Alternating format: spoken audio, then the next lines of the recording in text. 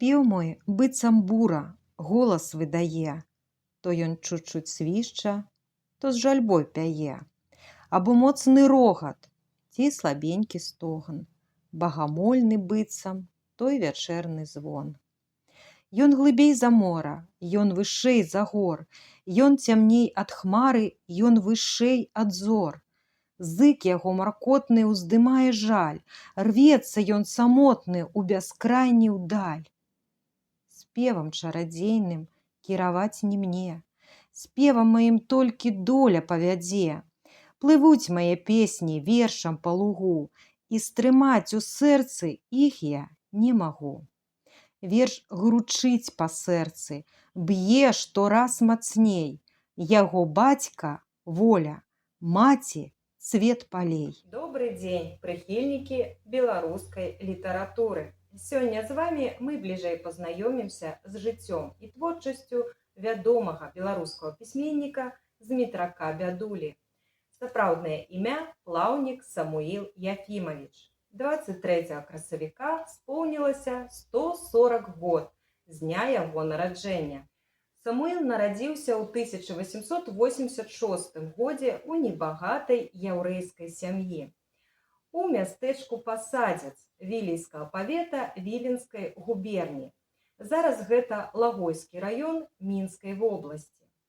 Бацька яго быў арандатарам, а зімой працаваў на лесанарыхтоўках. Маці Хана Плаўнік была швачкай. У сям'і было 7 дзяцей. Самуілу з самага дзяцінства прыйшлося дапамагаць па гаспадарцы сваёй вялікай сям'і. На яго інтарэсы паўплываў бацька, які чытаў дзецям кнігі. Будучы пісьменнік, спачатку вучыўся ў пачатковай яўрэйскай школе, а потым у школе рабінаў, але адтуль яго выгналі за вальнадумства. Змітрок Бядуля ведаў яўрэйскую, нямецкую, рускую, беларускую і шмат іншых моваў. Таксама працаваў хатнім настаўнікам іўрыта. З дзяцінства Змітрок захапіўся чытаннем. Як і браты, іграў на скрыпцы. Першыя літаратурныя пробы Самуіла адносяцца да перыяду вучобы ў школы рабінаў. 13-гадовы падлетак спрабаваў пісаць вершы на старажытнай яўрэйскай мове. А вось яго першы твор, які надрукавалі, ён быў на беларускай мове. Верш быў надрукаваны ў газеце «Наша Ніва» ў 1910 годзе. У канцы 1912 года малады пісьменнік пераехаў у Вільню і спачатку працаваў у выдавецкім таварыстве, а потым сакратаром газеты «Наша Ніва». У той час у газеце таксама працаваў і Янка Купала. У 1913 годзе ў Пецярбургу у выдавецтве «Загляне сонца і ў наша аконца» выйшаў першы зборнік Змітрака Бядулі «Абразкі».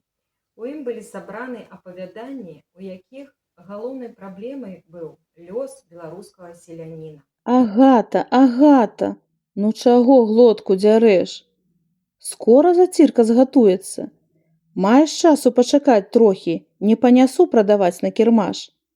Яшчэ не паспела яна адказаць свайму Антосю, які ляжаў на пяколку і стагнаў, не то ад болю, не то ад голаду, як з усіх бакоў апанавалі яе дзеці.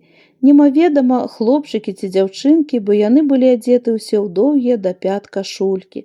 Запішэлі яны ўсе ў адзін голас. Мамка зацільку гатуе. І давай скакаць вакол маці і цягнуць за фартух і спадніцу, як галодныя ваўчаняты. Мамка, мне дасі, мамка, мне дасі. І блішчэлі іх галодныя вочы ад радасці. Ціха, каб вы скіслі, крыкнула Агата. Згатаваць не даюць, хоць ты тут на кавалкі рассыпайся. І адагнала іх вілачнікам ад прыпечка. Гэта было вясной, якраз у тую пару, калі галадуха пануе па вёсках, калі няма чым і муху накарміць. Апошні запас выйшаў, хоць зубамі ляпай. Шаб'я яшчэ нямашака. Горкае цяпер жыццё хворага Антося. Ён сам рабіць не можа, адна толькі жонка працуе на яго і дзяцей. Учора ёй Агаце пашанцавала. Яна выенчыла ў суседа фунт мукі на зацірку. Вось і гатуе яна для сямейкі снеданне. У цёмнай малой хатцы вялікае свята. Пазіраў Антось на прыпечак і ціха бурчэў. Ён ведаў, што цяпер Агата валадарніца. Пазіралі дзеткі з-пад цёмнага таншана на вясёлы аганёк у печы і шушукаліся. Агата ўсё падлівала вады і мяшала зацірку вялікай лыжкай. Нарэшце паставіла на стол. «Гатова!» – крыкнуў весела Антось, і давай карабкацца з пяколка. «Гатова, гатова!» – запішэлі дзеткі і скакалі, як зайчыкі, да стала, дзе ўжо стаяла вялікая міска, у якую Агата пераліла зацірку з гаршка. Густы пахучы пар клубіўся над міскай і павялічваў галодны апетыт шчаслівай у гэты момант сям'і. Шчасце не мае сваёй асобнай меркі для ўсіх людзей на свеце, але кожны чалавек мае сваю асобную мерку да шчасця і свой асобны погляд на самое шчасце. І шчаслівая сямейка хваталася за лыжкі. «Ай, ай!» – запішэлі дзеткі. Антось вылупіў вочы і моўчкі давіўся гарачай заціркай. «А каб вас ліханька не ўзяло, я ж вам казала, не хапайце, бо гарачая!» – лаяла іх Агата. Пазіралі яны на гарачую зацірку і не вытрывалі. Зноў давай есці. Ажно слёзы каціліся з вачэй. Не з'елі яшчэ і трэцяй часткі, як у хату ўвайшла суседка Сцёпчыха. «Добры дзень, дзень добры. Хлеб ды соль».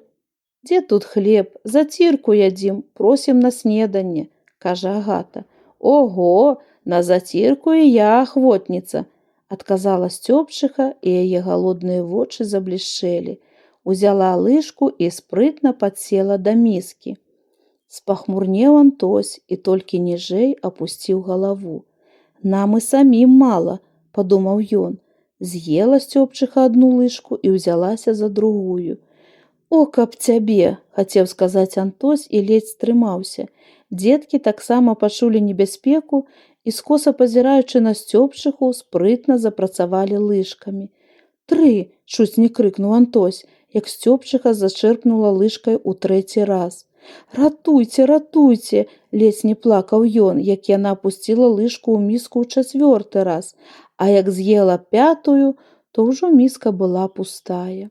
«Разбойніца!» – крыкнуў Антось на сваю Агатку, як ужо Сцёпчыха падзякавала і пайшла. «Разбойніца!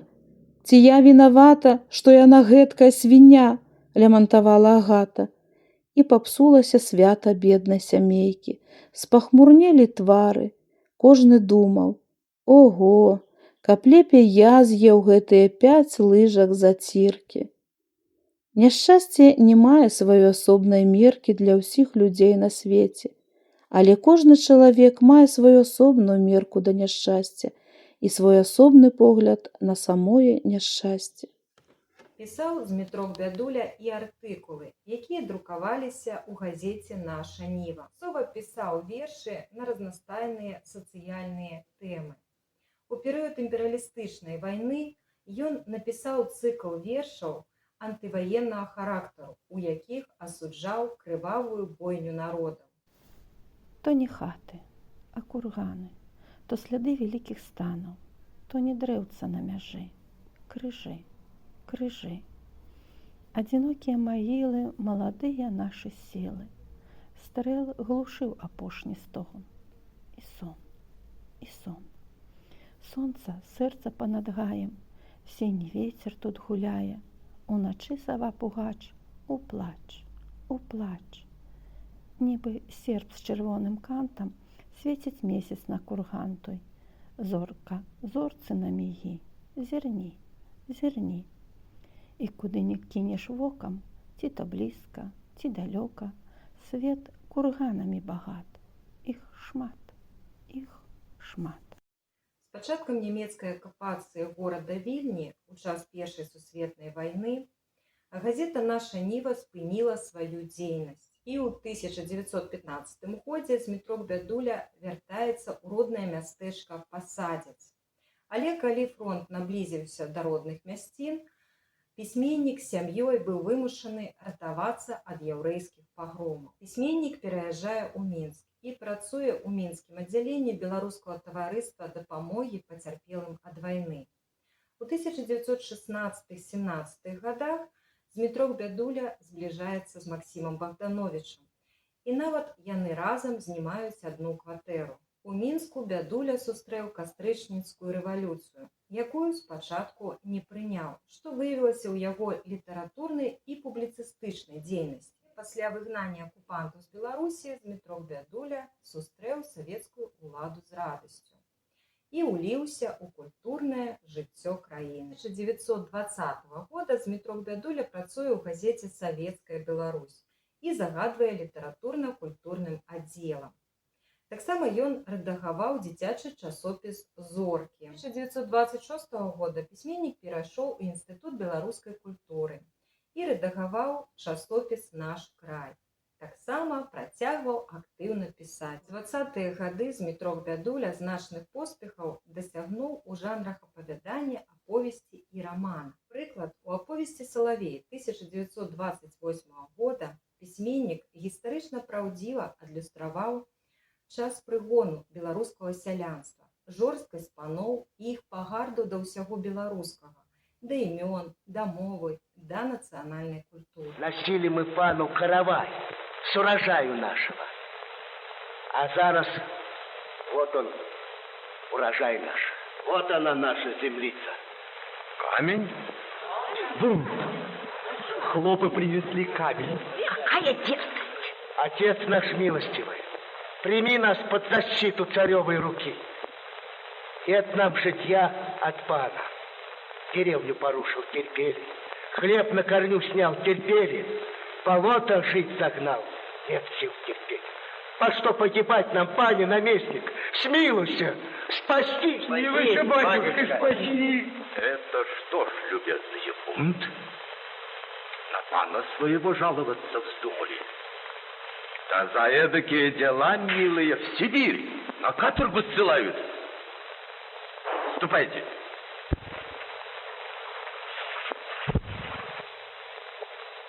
Жалобщиков арестуйте и направьте в город ко мне. У 1927 годзе Змітрок Бядуля ажаніўся з Марыяй Ісакаўнай, якая вызначалася прыгажосцю і была амаль на 2 галавы вышэй мужа. Але гэта не перашкодзіла іх шчасцю.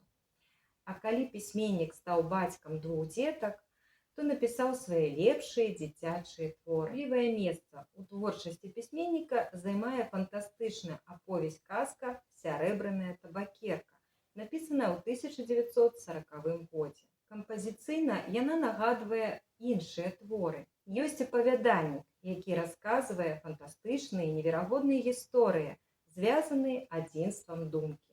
«Сярэбраная табакерка» – казка літаратурная з філасофскім зместам. Пытанні жыцця, смерці, добра і зла – гэта вечныя пытанні, на якія паспрабаваў адказаць Змітрок Бядуля. Вялікая айчынная вайна прымусіла пісьменніка з'ехаць з Беларусі. Ён апынуўся ў Саратаўскай вобласці, дзе і сустрэўся з сям'ёй, якая з'ехала раней. Здароўе падводзіла, і ў 1941 годзе ва Ўральску падчас аднаго з пераездаў, даганяючы цягнік, Змітрок Бядуля памёр ад інфаркту. Хавалі пісьменніка акцёры другога беларускага дзяржаўнага тэатра, якія гастралявалі недалёка. Яны чыталі яго вершы каля труны. Я кропля вялікага творчага мора, я іскра квяцістага полымя зораў, я водблеск нябёсных адвечных прастораў, а думы вясны залатой агнявіцы, а думы зямлі жыватворнай крыніца, а думы луговак самітных расіца. Памру, не памрэ безупынная сіла, што думы пад неба да зорак насіла, што кіне вянок на нямую магілу. Прыходзьце да нас у Пружанскую бібліятэку.